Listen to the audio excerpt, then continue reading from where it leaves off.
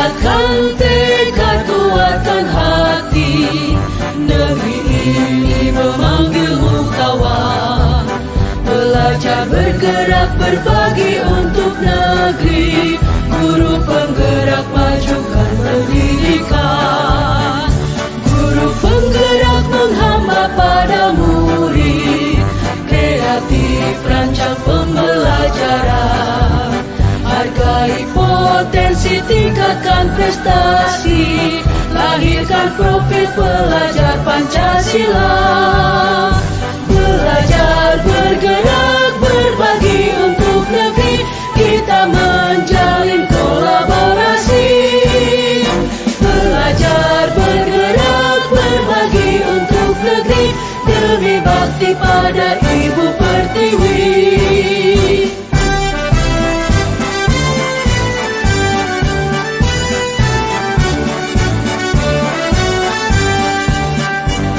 Bulatkan tekad, kuatkan hati, negeri ini memanggilmu kawan. Belajar, bergerak, berbagi untuk negeri. Guru penggerak, majukan pendidikan. Guru penggerak menghamba pada murid. Kreatif, rancang pembelajaran. Hargai potensi, tingkatkan prestasi. Lahirkan profil pelajar Pancasila.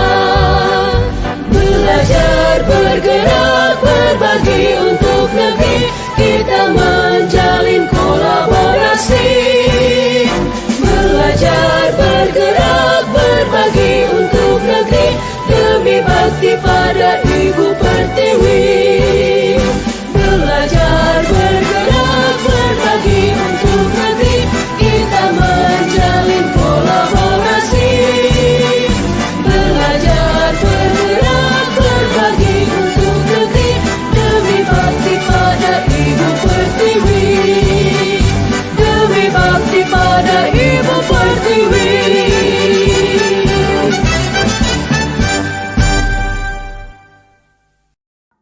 Assalamualaikum warahmatullahi wabarakatuh. Alhamdulillahirrabbilalamin.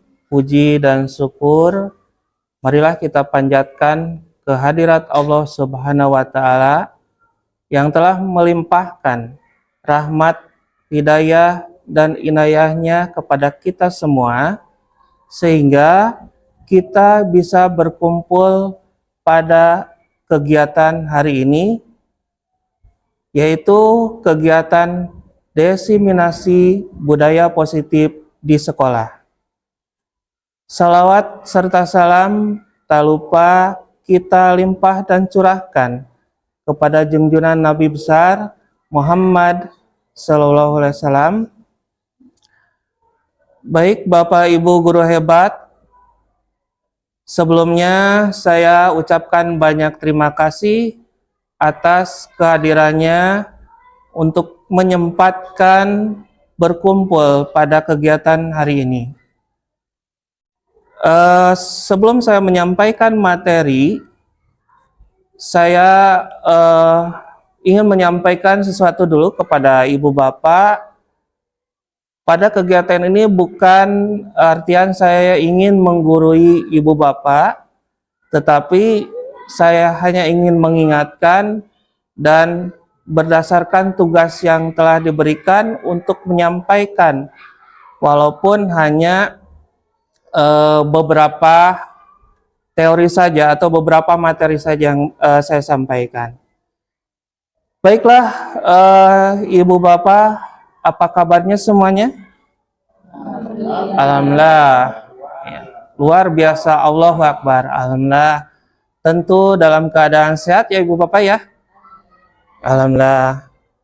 Apakah suasana hari ini sedang?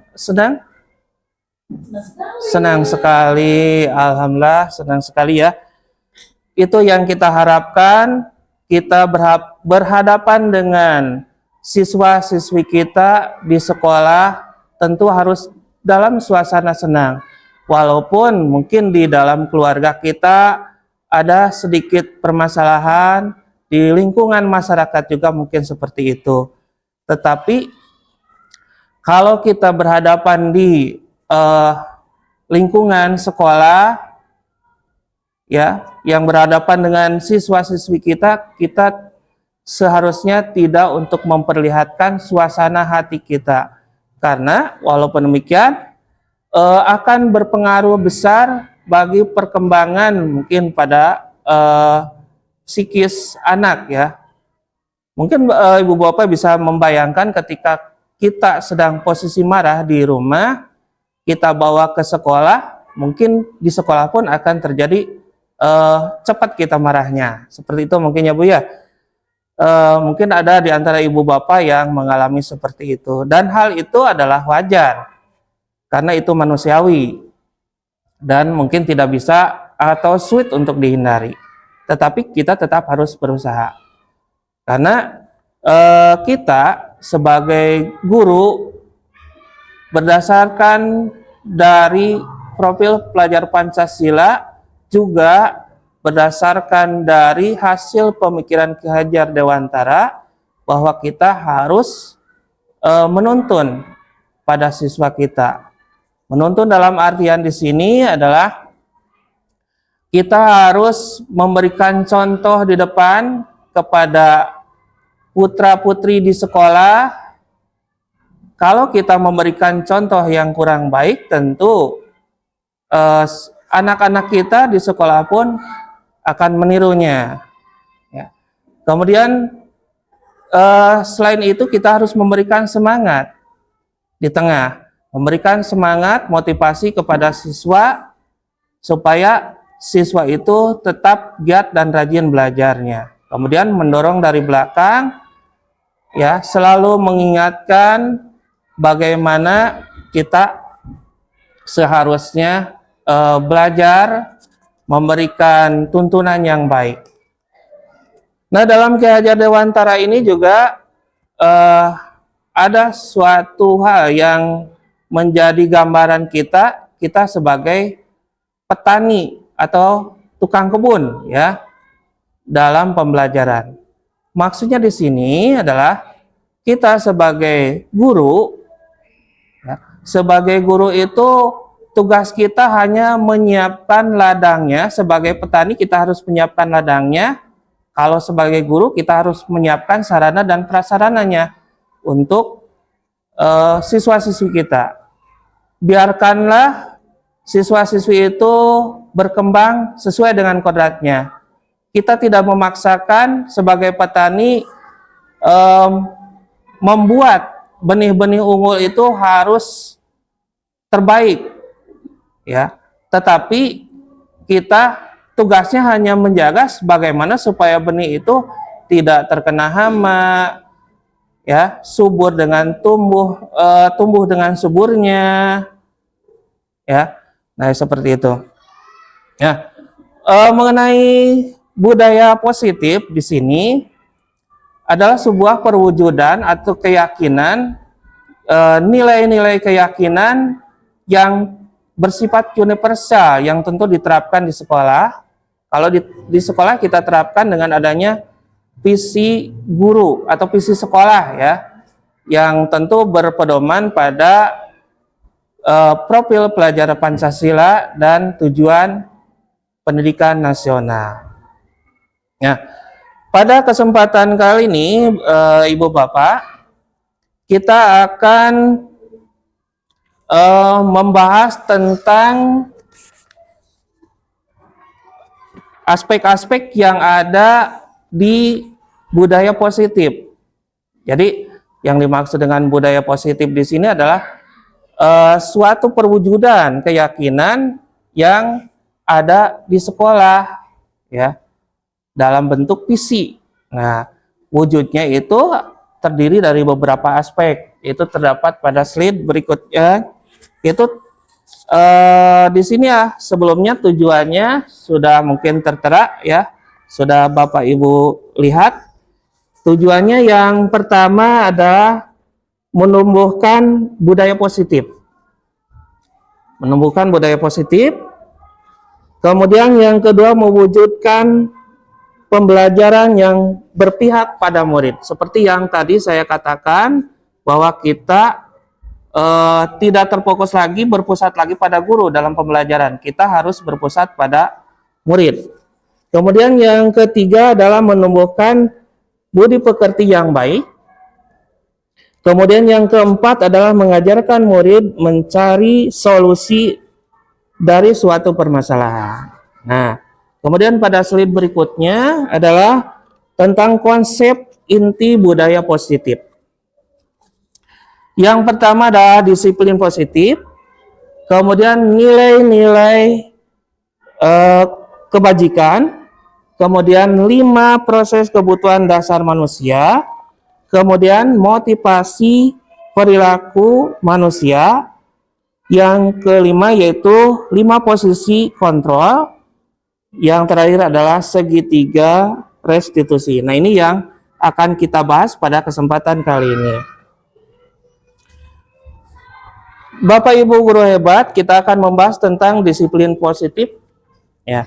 Bahwa di situ dijelaskan bahwa disiplin positif itu adalah merupakan sesuatu hal yang kalau kita lihat dari sini adalah seseorang, ya, tentunya seseorang yang melakukan perintah kepada orang lain untuk mendapatkan kepatuhan. Jadi dalam arti ini disiplin positif tidak semua suatu disiplin itu harus dipaksakan, ya Ibu Bapak. Semua bisa dilakukan tanpa harus nunggu perintah, tanpa harus ada aturan. Itu pada aslinya. Jadi kalau kita disiplin, ya, kalau kita melakukan disiplin harus sesuai dengan aturan, mungkin rasa disiplin itu dalam hati tidak akan terwujud, ya. Seolah-olah adanya disiplin itu adalah merupakan hukuman buat kita, karena kita terpaksa untuk melakukannya. Seperti halnya kan kita misalnya masuk pada jam 7:30, karena kita belum tertanam rasa disiplin dalam diri, ya, belum tertanam disiplin dalam diri, maka disiplin itu seolah-olah merupakan sebuah paksaan, ya. Kalau kita menyadari akan sesuatu hal yang mungkin penting bagi kita dan kita ikhlas untuk melakukannya, maka disiplin itu bisa kita lakukan dengan senang hati. Ya, disinilah yang diartikan dengan adanya suatu kemerdekaan. Jadi merdeka itu bukan artian kita terbebas dari penjajah, bukan artian kita merdeka itu karena adanya kebebasan yang tidak teratur. Jadi merdeka di sini kita itu melakukannya dengan ikhlas, berdasarkan hati nurani, dan tanpa adanya paksaan, ya, dari atau tekanan dari orang lain tentunya. Ya, sungguh berat Ibu Bapak tentu kalau kita melakukan disiplin, bukan? Ya, sungguh berat sekali, ya. Karena disiplin memang, ya, sesuatu hal yang sulit dilaksanakan, kecuali kalau kita diri sendiri menyadari bahwa kita perlu disiplin. Nah, disiplin ini adalah merupakan suatu penghargaan bagi diri kita sendiri. Dan mungkin kalau kita nyaman untuk melakukan disiplin, sesuatu yang dikerjakan pun akan terasa ringan. Nah, itu seperti itu. Mungkin ada tanggapan dari Ibu Bapak tentang disiplin atau pendapat lain tentang disiplin? Silahkan bisa disampaikan.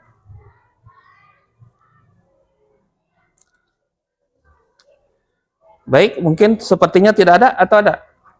Dari Pak? Oh, tidak ada, ya. Baik, Ibu Bapak, itu tentang disiplin positif. Disiplin positif ini berhubungan dengan nilai-nilai kebajikan tentunya. Apa yang terdapat pada nilai-nilai kebajikan itu? Apa yang dimaksud dengan nilai-nilai kebajikan itu adalah nilai-nilai yang sifatnya positif, perilaku yang sifatnya positif, seperti yang terdapat pada profil pelajar Pancasila. Nah, pada profil pelajar Pancasila itu terdapat nilai-nilai kebajikan yang cukup berarti bagi kita sendiri ya Ibu Bapak ya.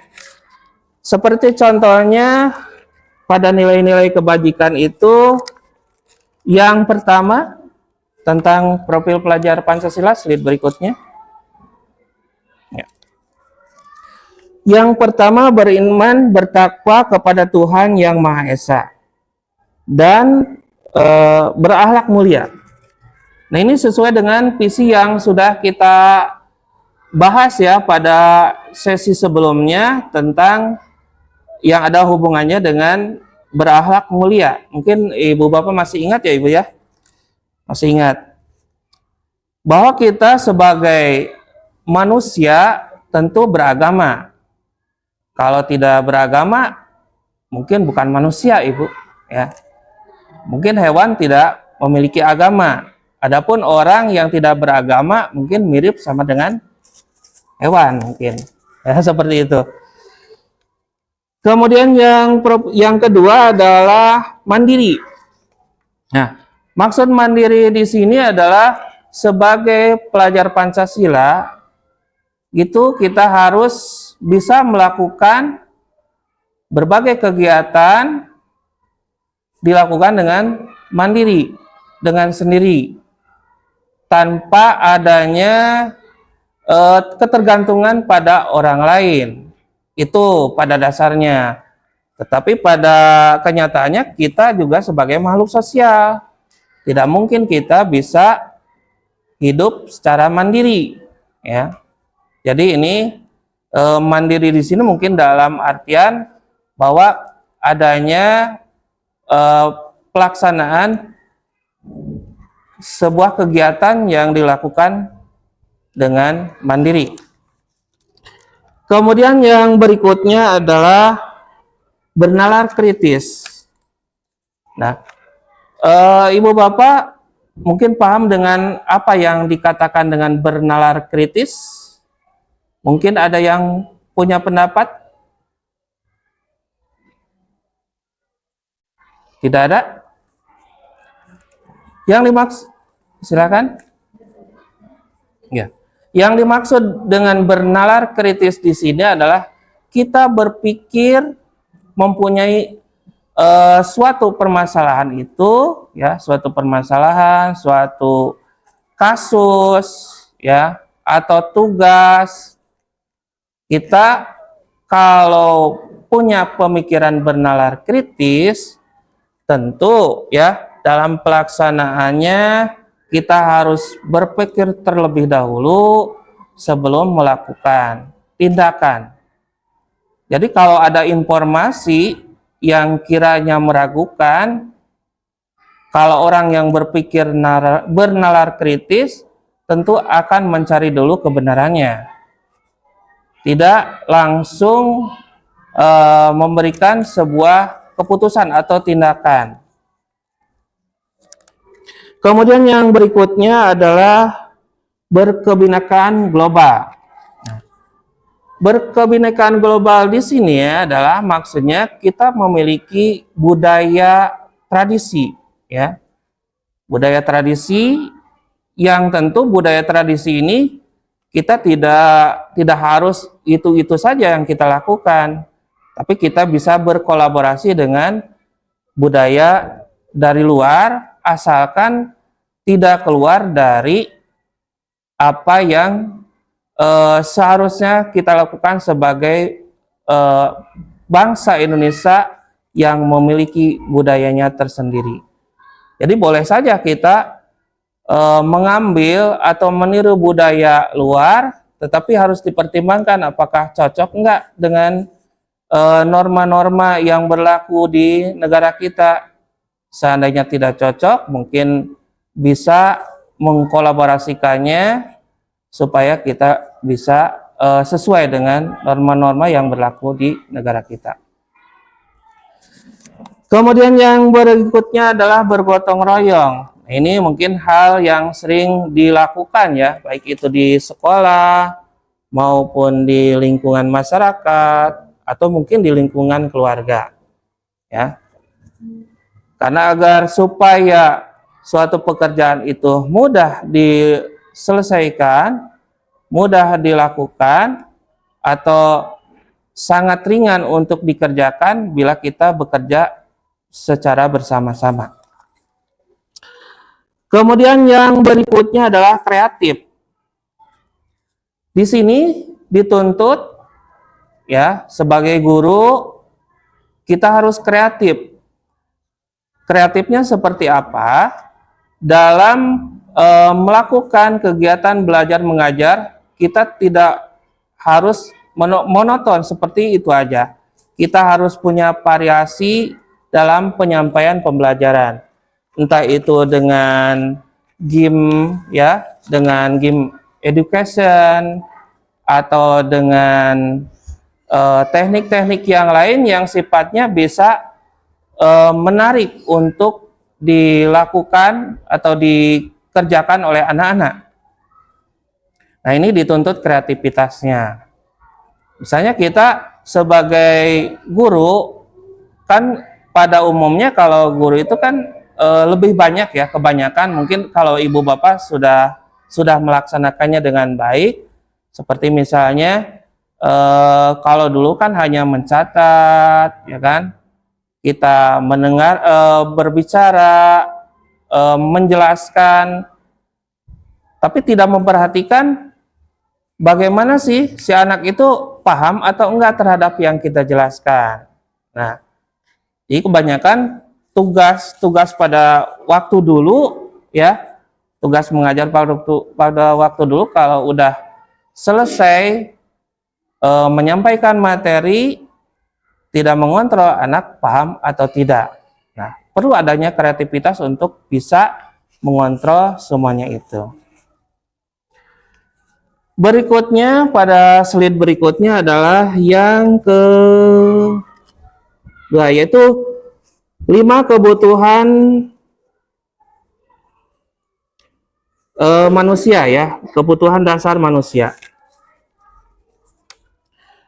Di sini dijelaskan bahwa seluruh tindakan manusia memiliki tujuan tertentu.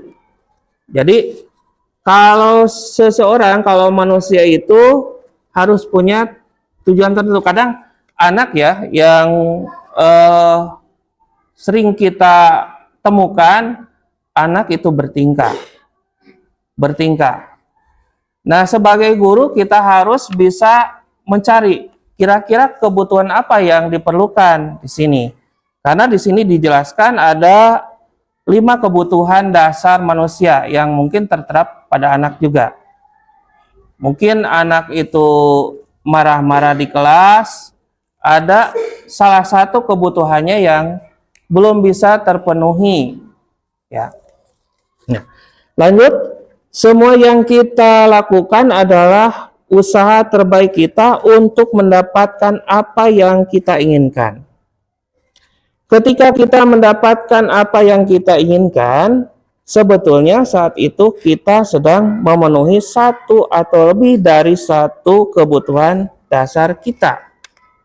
Nah, di sini dijelaskan, adapun kebutuhan-kebutuhan tersebut, diantaranya pada slide berikutnya, yang pertama adalah kebutuhan bertahan hidup. Nah, semua ini pasti perlu ya, kebutuhan bertahan hidup. Ini berhubungan dengan kebutuhan fisik seseorang. Misalnya kan yang sudah kita ketahui bahwa kebutuhan untuk bertahan hidup yaitu adanya makanan, ya, kemudian adanya pakaian, kemudian adanya tempat tinggal. Itu adalah kebutuhan untuk bertahan hidup. Tanpa adanya terpenuhi kebutuhan ini, mungkin bagaimana anak bisa belajar dengan nyaman, bagaimana anak bisa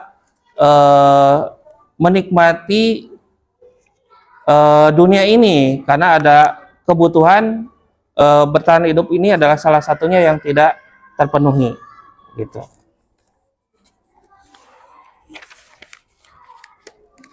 Nah, berikutnya yang kedua adalah kasih sayang dan rasa diterima. Ya, ini kasih sayang dan rasa diterima. Terkadang anak itu suka iseng ya, suka iseng ketika guru sedang asik menjelaskan, iseng mengisengi orang temannya ya, menjahili temannya. Mungkin kita harus cari tahu apakah di rumahnya juga sama seperti itu, atau mungkin ada hal lain yang mengakibatkan mereka itu suka jahil sama temannya. Mungkin saja ya, mungkin saja ketika kita mengajari mereka, mereka tidak senang akan pelajaran itu. Atau mungkin ada aja di antara mereka yang butuh perhatian kita, ya, butuh kasih sayang. Ya. Kasih sayang di sini bukan artian menyayangi secara biologis, bukannya Ibu ya. Kasih sayang di sini adalah artian kita tidak boleh membiarkan mereka itu melakukan sesuatu tanpa adanya perhatian. Nah, seperti dijelaskan di sini adalah kebutuhan untuk disayangi dan diterima meliputi kebutuhan akan hubungan dan koneksi sosial. Kemudian kebutuhan untuk memberi dan menerima kasih sayang dari kebutuhan untuk merasa menjadi bagian dari suatu kelompok. Nah, terkadang kan si anak itu sebentar-sebentar nanya, ya kan, kita sebentar-sebentar ke depan ngeluh itu ini. Nah, itu mungkin salah satu kebutuhan kasih sayangnya kurang. Mungkin salah satunya kebutuhan kasih sayangnya kurang karena kurang perhatian, entah itu mungkin di keluarga atau mereka ingin diperhatikan. Yang berikutnya adalah yang ketiga, penguasaan. Ya, penguasaan di sini kan terkadang ada ya di antara anak-anak kita di sekolah yang ingin selalu menjadi pemimpin. Jadi ketika mereka tidak ditunjuk sebagai pemimpin, maka belajarnya pun asal-asalan. Ya. Kemudian kadang ada juga yang ingin sok jagoan ya di kelasnya, sok jagoan di kelasnya. Nah, itu juga mungkin dia ada kebutuhan penguasaan. Ya. Seperti dijelaskan di sini adalah kebutuhan ini berhubungan dengan kekuatan untuk mencapai sesuatu, menjadi kompeten, menjadi terampil, diakui atas prestasi dan keterampilannya, didengarkan dan memiliki rasa harga diri. Nah, gitu ya. Jadi harga diri kadang si anak itu ingin menguasai temannya, ya, karena kalau mereka berpikiran kalau menguasai temannya maka harga dirinya akan naik. Gitu. Kemudian yang keempat adalah kebebasan. Nah, kebebasan untuk bebas adalah kebutuhan akan kemandirian, otonomi, memiliki pilihan dan mampu mengendalikan arah hidup seseorang. Itu adalah kebebasan. Jadi di sini ketika kita memberikan tugas di sekolah, di kelas, ya, memberikan tugas di kelas, kemudian ada aja di antara mereka yang tidak mau mengerjakannya. Mungkin mereka itu membutuhkan kebebasan, maksudnya untuk solusi ini kita harus melakukan strategi bagaimana supaya kita bisa memberikan yang lebih baik pada mereka agar ketika melakukan pembelajaran mereka dapat mengikutinya dengan baik, dengan bebas. Tapi tentu bebas yang terarah. Kemudian yang berikutnya adalah kesenangan. Kebutuhan akan kesenangan adalah kebutuhan untuk mencari kesenangan, bermain, dan tertawa. Bayangkan hidup tanpa kenikmatan apapun, betapa menyedihkan. Itu tentang kebutuhan kesenangan. Ya. Jadi terkadang ada pelajaran bahasa Inggris, bahasa Inggris aku tidak ngerti, aku gak suka dengan pelajaran bahasa Inggris. Maka mereka suka bertingkah, misalnya tidur-tiduran, seperti itu ya. Tidak senang terhadap pelajaran bahasa Inggris. Nah, tugas kita bila melihat seperti itu, maka kita harus mencari solusinya bagaimana supaya anak itu bisa menyenangi terhadap pelajaran yang kita sampaikan. Kemudian pada slide berikutnya ada motivasi perilaku manusia. Nah, dalam sebuah tindakan, dalam sebuah perlakuan, ya, yang diberikan kepada siswa, mungkin ada yang sifatnya motivasi yang berasal dari dalam dirinya untuk mengikuti pelajaran, ada yang motivasi berasal dari luar. Nah, motivasi untuk belajar ini terdapat yang pertama adalah untuk menghindari ketidaknyamanan atau hukuman. Jadi mereka itu mau belajar bukan berasal dari motivasi dirinya sendiri kalau seperti itu. Ya, mereka mau belajar, mereka mau mengerjakan tugas karena untuk menghindari ketidaknyamanan atau hukuman. Nah, seperti itu ya. Kemudian yang kedua adalah untuk mendapatkan imbalan atau penghargaan dari orang lain. Nah, mereka mau belajar dengan sungguh-sungguh karena dengan ada iming-iming, misalnya mendapatkan piala, ya, atau semacam piagam, juara 1, juara 2, juara 3. Nah, seperti itu ya. Itu motivasinya. Motivasinya bukan berasal dari dirinya itu. Karena semangat belajarnya itu motivasi berasal dikarenakan ingin mendapatkan imbalan, penghargaan. Ya. Seperti contohnya ketika kita membuat atau melaksanakan tugas mengajar, kemudian memerintahkan kepada anak didik kita untuk melakukan sesuatu, mereka melakukannya.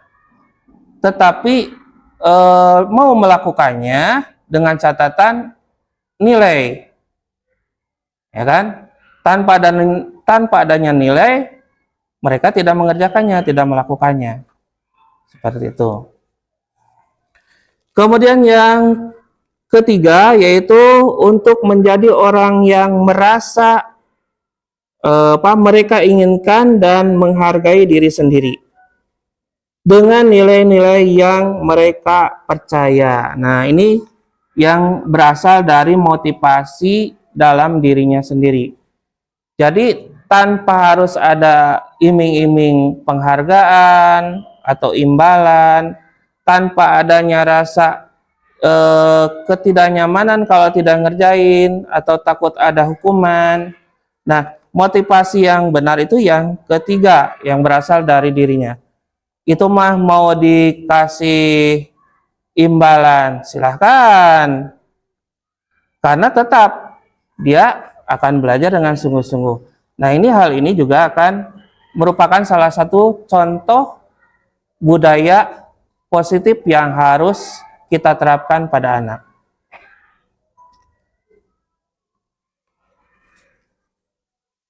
Selanjutnya, kita akan mengarah pada hukuman dan konsekuensi. Nah, menurut Ibu Bapak, apakah ada perbedaan antara hukuman dengan konsekuensi? Ada bedanya? Mungkin boleh dijelaskan? Silakan. Perbedaan antara hukuman dengan konsekuensi.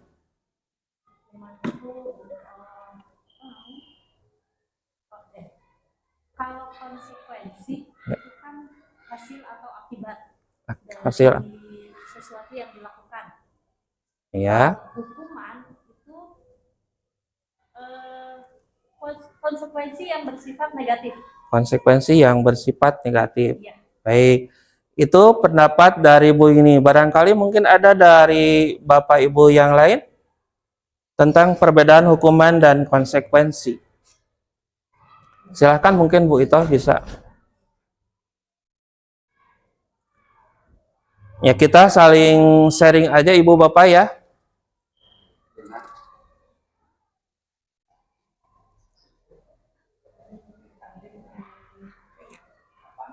Mungkin dari Buna atau Pak Pur mungkin boleh. Silahkan disampaikan.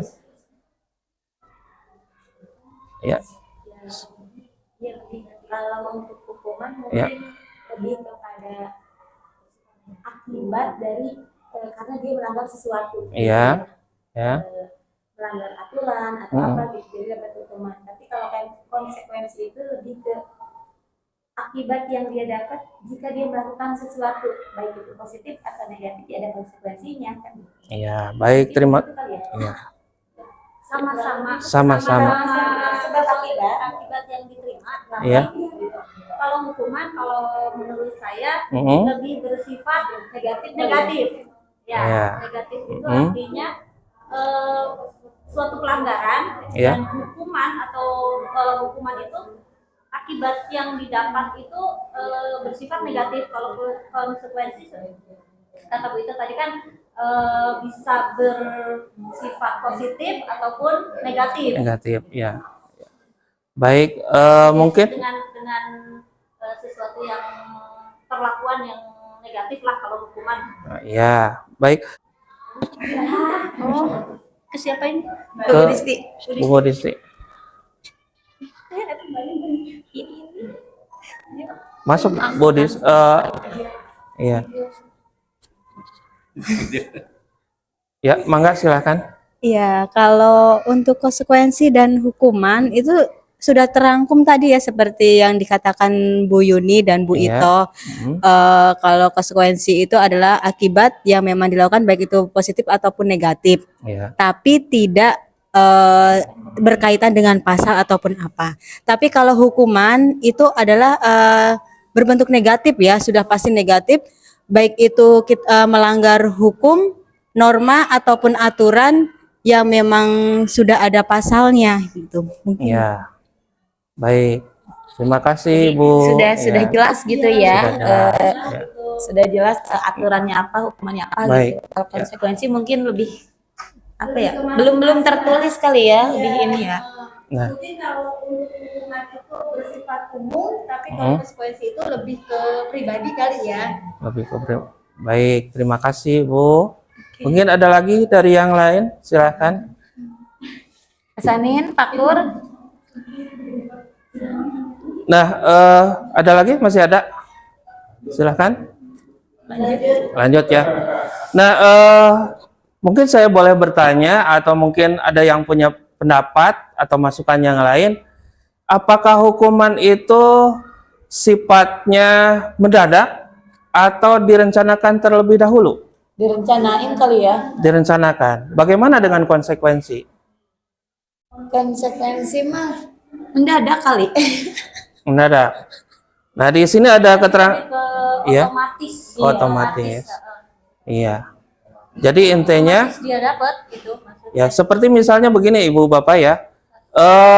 misalnya nih, Pak Sanin datang atau hadirnya itu jam 8, ya, baru absen jam 9.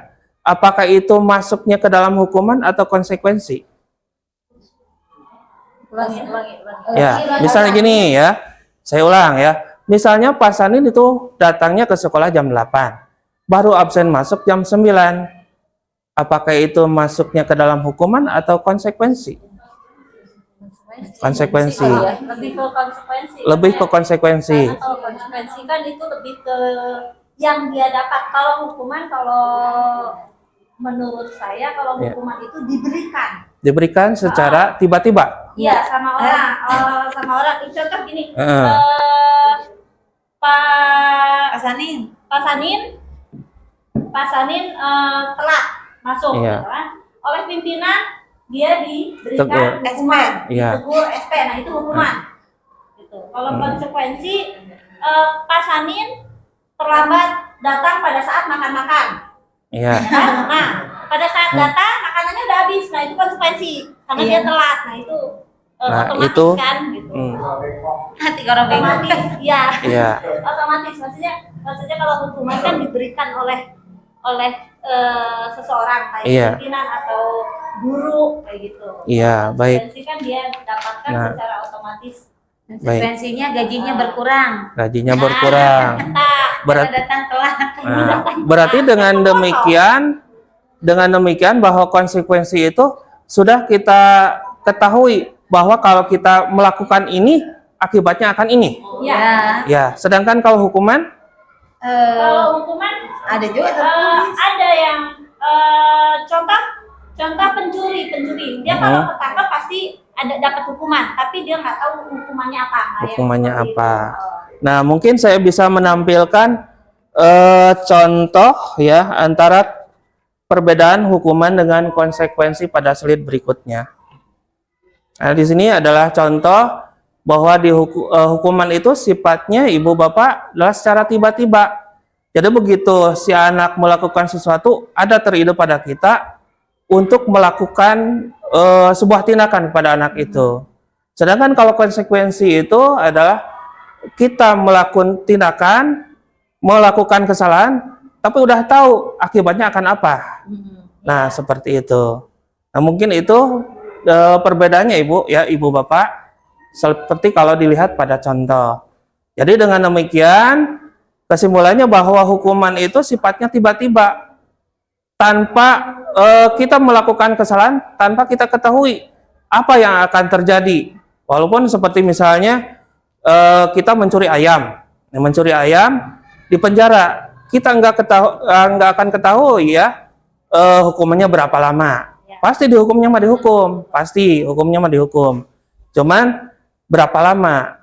Nah, kalau kita konsekuensi, kita udah tahu nih kalau kita melakukan kesalahan itu akibatnya seperti apa. Seperti contohnya pada di slide itu ya. Mungkin ibu bapak bisa membedakannya antara hukuman dengan konsekuensi. Nah, sekarang apakah yang dilakukan oleh ibu bapak di dalam kelas sekarang ini bersifatnya hukuman atau konsekuensi?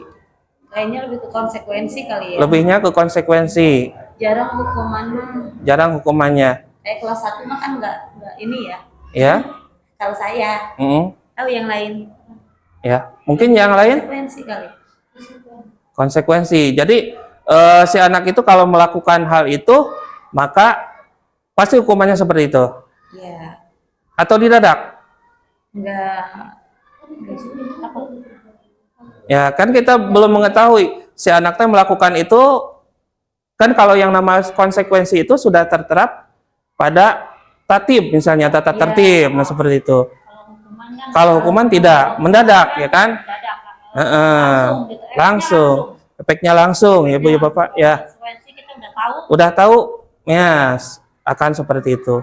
Seperti halnya ada anak yang menumpahkan makanan temannya, pasti konsekuensinya ya harus membersihkan lantai dan mungkin mengganti makanannya.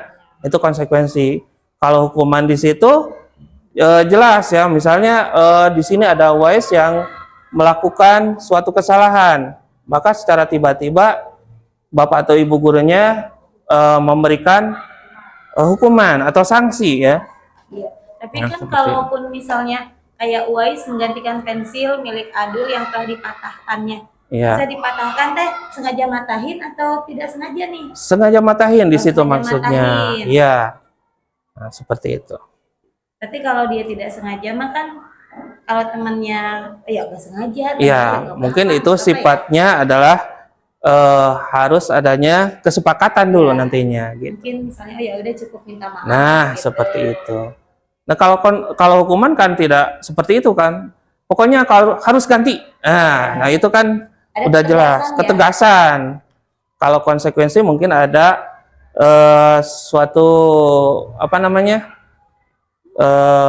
Pembelaan atau keringanan untuk akibat yang akan dilakukan. Apa itu? Mungkin ada yang punya masukan yang lain, Ibu Bapak, tentang hukuman dengan konsekuensi? Nah ini kalau permasalahan ada anak yang nggak mau masuk kelas, sementara harus ditungguin ibunya, kumaha? Masuk Nah. mana nih? Permasalahannya itu kita harus lihat dulu apakah kebutuhan tentang kebutuhan si anak itu masuknya ke kebutuhan yang mana. Kalau misalnya ada salah satu kebutuhan mungkin karena ibu guru atau bapak gurunya kurang kasih sayang atau kurang perhatian mungkin bisa, atau ibu bapak gurunya Kebutuhan. tidak nyaman bagi anak itu bisa, atau mungkin ada kebutuhan lain yang perlu dipenuhi ya. Misalnya tidak senang pada pelajarannya seperti itu. Itu udah bergeser ya? Belum? Kita masih ke yang itu kebutuhan. Kita tadi, masih Pak Bos. ya, Yang silakan. kebutuhan, balik ke yang kebutuhan. Ya, Kebutuhan Mangga. dasar. Ya, kebetulan Sar. Karena tadi saya membacakan saja. Ya, silakan mungkin ada yang mau disampaikan. Ya itu tadi Pak Gus ya mengenai kebutuhan. Kalau untuk kelas 1 mungkin kita tanya anaknya juga masih belum belum nyambung gitu. Iya. Terus kadang tanya orang tua lebih ke menutupi gitu. Nah itu gimana tuh solusinya tuh? Nah, solusinya kita harus lebih tahu mungkin dengan cara konseling atau mengadakan komunikasi khusus dengan orang tuanya, kemudian melihat karakter anaknya, mungkin bisa dilakukan seperti itu. Kalau kita mungkin bisa membaca karakter anak, mungkin kita akan tahu, yo si anak itu kebutuhannya seperti apa. Atau ketika kita melihat di kelas nih, dia senangnya ketika pelajaran apa dan bagaimana kita cara menyampaikannya. Mungkin kita bisa menebak, oh si anak teh pengennya seperti ini, berarti kebutuhan yang harus kita penuhi adalah ini. Misalnya seperti itu. Kan terkadang ada anak ya yang tidak senang pada salah satu pelajaran ya di sekolah kita atau mungkin di semua sekolah mungkin ada ya. Dengan adanya tidak kesenangan pada pelajaran itu, maka si anak itu kan asal-asalan aja gitu ya belajarnya, mau tidak mau ya. Ada juga anak yang di sekolah itu disuruh nulis tidak mau, mungkin dia ada suatu kebutuhan yang lain kan, kebutuhan cara belajarnya itu ada yang sifatnya visual, dia harus melihat gambar cara belajarnya ya, dengan cara melihat gambar, video, mungkin belajarnya bisa seperti itu, atau dia belajarnya dengan audio, cukup dengan penjelasan, mendengarkan apa yang disampaikan. Ada juga yang sifatnya kinestetik ya, jadi antara audio, video yang lebih dia senangi adalah dengan adanya gerakan. Ini biasanya pada pelajaran PJOK. Nah seperti itu. Bagus pun saya mau nanya Mangga, tadi. silahkan Mangga. Sambil itu mic-nya takut Oh, iya. nyampe. Ya. Jika anak misalnya ada yang mungkin dia kurang kebutuhan nomor 1 dan kedua tuh, Iya. kebutuhan bertahan hidup dan kasih sayang dan rasa diterima ya. Iya. Misalnya dia orang tuanya sudah meninggal, tinggal sama wali. Ya. Nah, sementara walinya sendiri nggak perhatian sama dia, kan gitu ya. Iya, Masa bodoh dalam arti yang penting mah hirup, kan gitu. iya. Yang penting ada gitu. Mau dia makan, mau dia enggak, mau mandi, mau enggak gitu, enggak diurusin. Iya, Apalagi tinggalnya sama neneknya. Misalkan yang udah kasarnya ngurus-ngurus diri sendiri aja si nenek udah nggak bisa gitu. iya. Apalagi dengan kasih sayang karena orang tuanya nggak ada.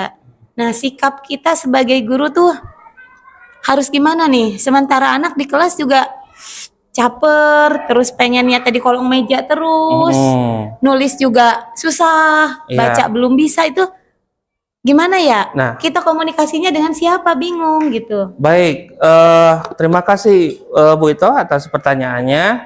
Nah, di sini kita kan melihat ada 5 kebutuhan. Mungkin kebutuhan kasih sayang karena orang tuanya nggak ada, atau mungkin kurangnya perhatian dari orang tuanya atau neneknya mungkin ya. Mungkin karena itu, jadi dia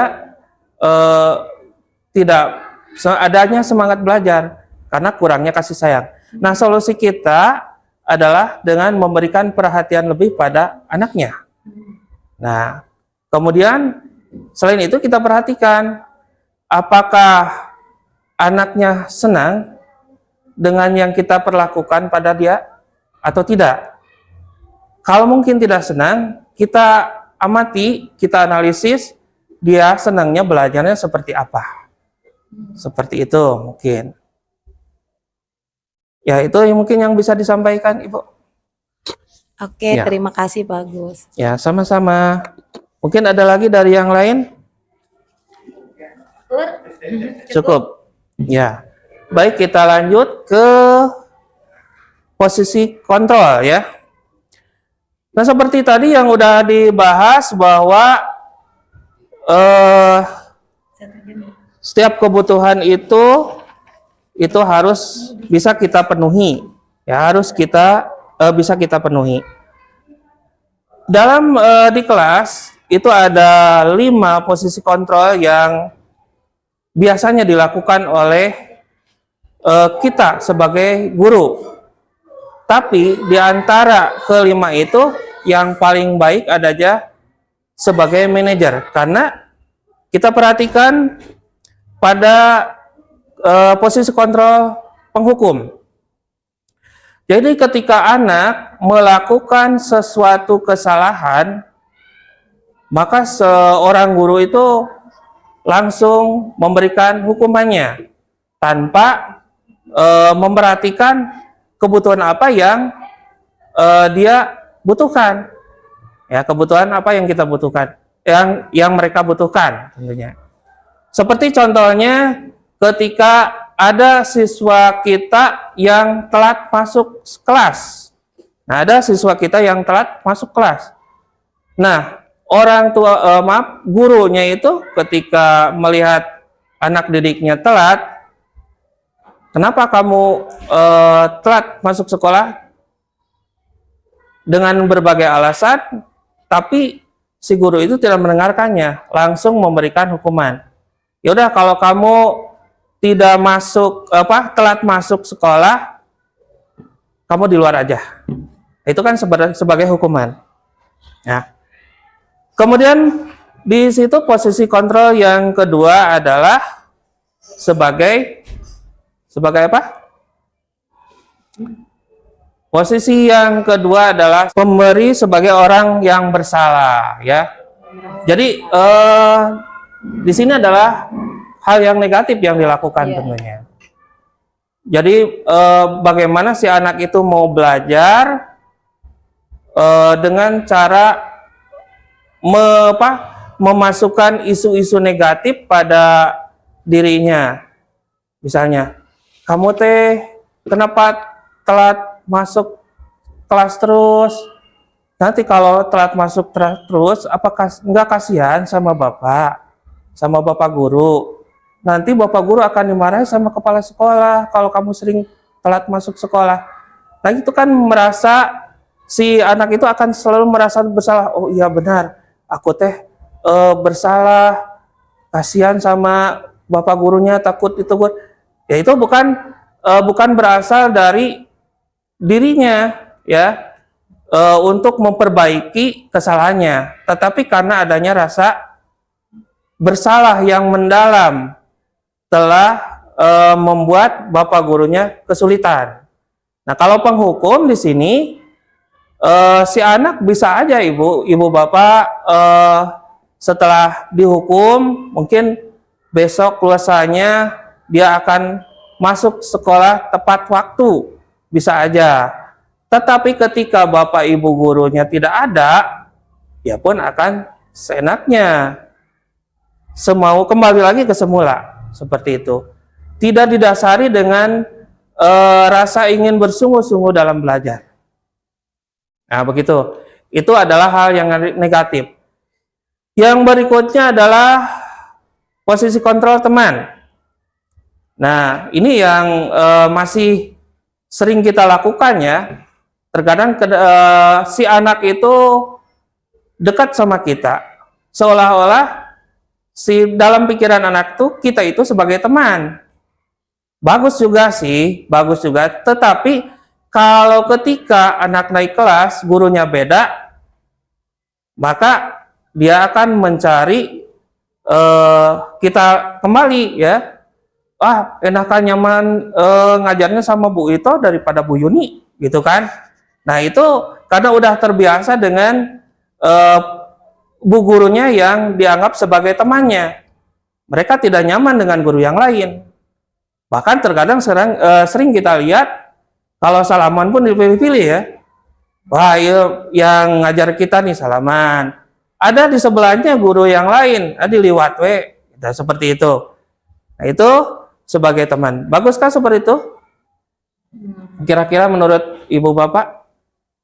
Kurang bagus. Iya. Sepertinya kurang bagus ya ibu bapak ya. Karena kalau ketergantungan nantinya, ya, bager mun kapakur, mungkin sama saya tidak, karena saya bukan guru kelasnya, seperti itu. Dan sekarang sering banyak. Dan sering banyak. Sekarang. Iya, nah seperti itu.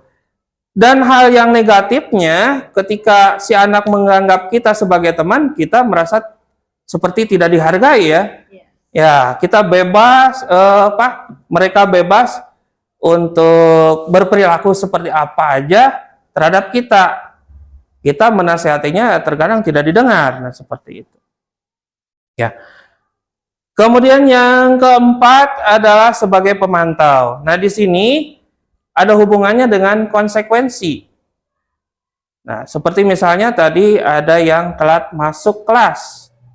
Nah, kalau seperti tadi saya belum mencontohkan sebagai masuk kelas, yaitu masih di situ ya. Sebagai teman, posisi kontrol sebagai teman, misalnya seperti tadi ada yang tidak masuk kelas ya, atau telat masuk kelas. Kemudian bapak gurunya menegur, kenapa kamu telat masuk kelas? Dengan berbagai macam alasan, senak itu memberikan alasannya. Nah, jawab bapak gurunya, ya sudah, kamu sekarang masuk ke kelas, tetapi jangan diulangi lagi ya. Nah, seperti itu adalah hal yang sebagai teman. Ya, jadi anak tidak akan berpikir kalau misalnya gurunya yang lain akan seperti apa. Ketika anak itu naik kelas, beda guru, terus terlambat lagi masuk kelas, ditegur sama guru, merasanya akan beda. Mungkin kedepannya si anak itu akan menjadi malas-malasan. Hoream yang guru etama malas ya. Masa aku juga kan waktu kelas sebelumnya sering telat masuk kelas, nggak diapa-apain, bager ya gitu, seperti itu. Nah, itu yang sebagai teman. Kemudian sebagai pemantau, ini sama dengan konsekuensi. Seperti tadi, misalnya, kamu kenapa telat masuk kelas? Ya, aku telat masuk kelas, Pak, karena bangunnya kesiangan. Nah, kalau sebagai posisi sebagai pemantau di sini, kamu tahu nggak konsekuensinya kalau kamu telat masuk kelas. Kamu nanti pada jam istirahat, kalau telatnya 10 menit, maka jam istirahatnya kamu dikurangi 10 menit. Nah, itu konsekuensi ya sebagai pemantau. Jadi kesalahan apapun si anak itu udah tahu akan berakibat seperti apa. Seperti itu. Nah, kemudian yang berikutnya itu adalah sebagai manajer. Nah, ini yang mungkin masih sulit kita lakukan sebagai manajer. Karena sulitnya di sini ya ada suatu solusi nantinya. Posisi manajer seperti ini misalnya, ketika si anak itu telat masuk kelas, kemudian dipersilahkan anak itu masuk, dan nanti pada jam istirahat atau setelah pulang sekolah disuruh untuk menemuinya. Apa yang dilakukannya? Yang dilakukannya ketika si anak itu mendatanginya, menanyakan, apa alasannya kamu tidak masuk kelas? Jawab anak mungkin sama bapak gurunya, dikurangi jam istirahatnya, atau sama bapak gurunya dibiarkan aja, atau sama bapak gurunya malah disuruh ngepel WC umpamanya seperti itu. Nah, kalau posisi sebagai manajer, dia akan terus menanyakan tentang keyakinan pada dirinya. Kamu tahu apa akibatnya bila jam istirahat kamu dikurangi 10 menit? Ya tentu mungkin anak akan menjawab rugi. Nah, dan setelah itu si guru sebagai manajer ini meyakinkan kalau kamu merasa rugi, solusi apa yang akan kamu lakukan supaya kamu tidak terlambat masuk kelas. Nah, pasti si anak akan mencari solusinya bagaimana supaya tidak telat masuk kelas. Misalnya dengan cara solusinya tidurnya tidak larut malam, atau mungkin memasang alarm dan lain sebagainya. Jadi dalam posisi manajer di sini, si anak itu akan mencari solusinya sendiri, seperti pada poin tujuan yang kelima yang terakhir ya tadi. Seperti itu. Nah, mungkin sampai di sini ada yang mau memberikan masukan atau silakan.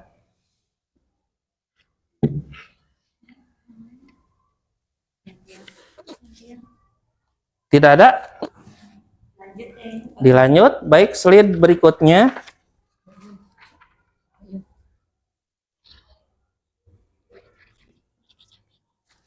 Nah, kita akan membahas tentang restitusi ya. Restitusi ini merupakan sebuah solusi untuk menangani masalah-masalah pada anak. Mungkin ibu bapak bisa membacanya. Dengan adanya restitusi ini tidak membuat anak itu ketika melakukan kesalahan itu menjadi hal yang negatif. Tetapi dengan adanya restitusi ini, si anak dari kesalahan itu akan menjadikan sebuah pembelajaran bagi mereka supaya tidak melakukan kesalahan lagi. Dan restitusi di sini adalah bisa mengembalikan si anak kepada kelompoknya. Terkadang kan kalau kita melakukan hukuman kepada anak, ya, kepada peserta didik, ketika di kelas ya pasti si anak itu akan diolok-olok, mungkin telat sih kamu, jadi suruh ngepel WC puas, nah kan seperti itu. Tapi dengan adanya restitusi, kesalahan itu anak akan menyadari tentang kesalahannya dan mereka akan berusaha untuk mencari solusinya bagaimana supaya kesalahan itu tidak akan terulang lagi, seperti itu. Kemudian adapun di sini tentang segitiga restitusi ya. Pada slide berikutnya ya, segitiga restitusi ya. Nah, pada segitiga restitusi ini ada 3 tindakan ya untuk mengatasi atau mencari solusi permasalahan pada anak. Ya. Tindakan yang pertama, kita akan mengidentifikasi ya tentang identitas dari kesalahan tersebut. Ya, seperti tadi ketika anak melakukan kesalahan, maka akan mencari kebenaran terhadap kesalahan tersebut yang dilakukan oleh anak sebagai seorang manajer.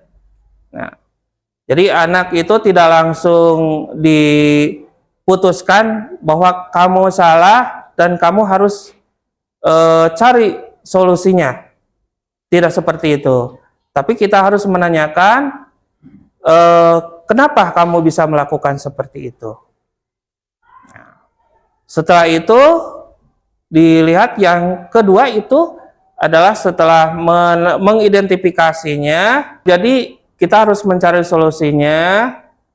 Kemudian lanjut yang ketiga adalah menanyakan keyakinannya. Setelah menanyakan apa itu kesalahannya, kemudian si anak itu dicarikan atau diberi arahan bagaimana untuk mencari atau mendapatkan solusinya. Seperti itu. Nah, mungkin ada yang mau disampaikan atau masukan sebelum kita mengakhiri. Nah, dari restitusi di sini ya, itu nyangkutnya adalah ke budaya positif kalau kita melaksanakannya dengan benar. Bagaimana tadi dikatakan bahwa budaya positif itu berhubungan dengan visi dari sekolah kita yang sudah kita buat. Silahkan, mungkin ada yang mau disampaikan.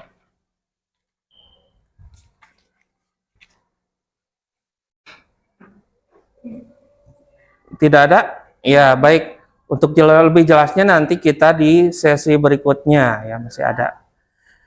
Baiklah Ibu Bapak, terima kasih atas partisipasinya dan kesediaannya. Mohon maaf mungkin mengganggu waktu kegiatannya. Dan